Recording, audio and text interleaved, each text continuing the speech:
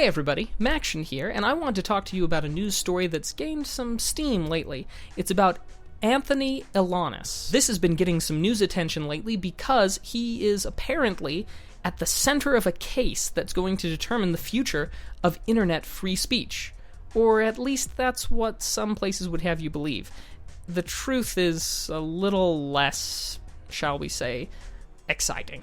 But let's give you a little bit of background in case you don't know. In 2010, Anthony Elonis was a little bit upset about his wife and children taking off. So he took to Facebook saying some not nice things. As a matter of fact, so not nice that they do sound a lot like threats if you read them. Well, that's what some other people thought, and they reported him, and as it turned out, threatening people on Facebook, such as your estranged wife, the police department, you know, these sorts of things aren't exactly very wise.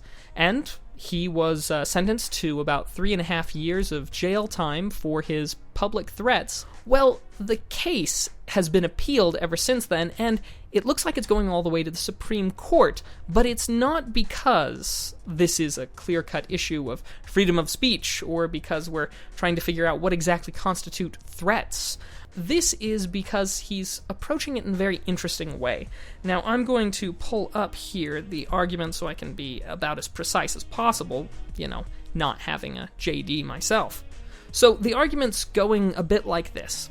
So he was not posting those limericks with the intention of being threatening, or with even the expectation that his wife or the police department, neither of whom he was friends with on Facebook, would see this. So with those points, he's contending that Virginia versus Black, that's a Supreme Court case from 2003, concluded that a statement can't automatically be considered a threat unless it was meant to intimidate others. And so, with his expectation that these parties would, number one, never see it, and it wasn't intended as a threat, that he shouldn't have been convicted in the first place. Now, the United States government responds rather quickly with, you can't expect that kind of privacy from a statement that is put online and in a public place.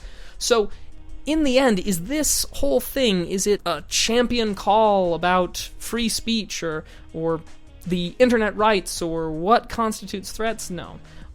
What it is it seems to be much more of a case about expectation versus intention.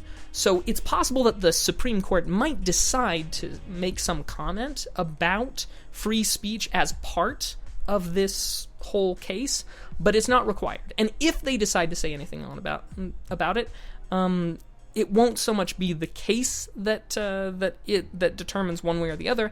It'll be just their comments, you know, on the case itself. So, just figured I'd clear that up because a lot of places are making a lot of interesting and hefty claims about what this means for the internet and for our speech for the future. So, with that in mind, I figured I might share something else with you. If you feel like indulging in a little bit of free speech, feel free to leave a comment below, and I'll sweeten the pot. See, it was my birthday recently, and I got a bunch of these gift cards to Google Play, so I figured I'd, got a few of them, I may as well give them away. So leave a comment, and if you are a subscriber and you have commented below, I will randomly pick someone from subscribing and having commented on this video to get a gift card to Google Play. So what have you got to lose? I hope that you've enjoyed this, and if you have, I've got a lot of other stuff. For example, things like games. I mean, really, you can see the links here, so click on them, and that'll take you to a playlist with more. Thank you very much for watching, and I'll see you around.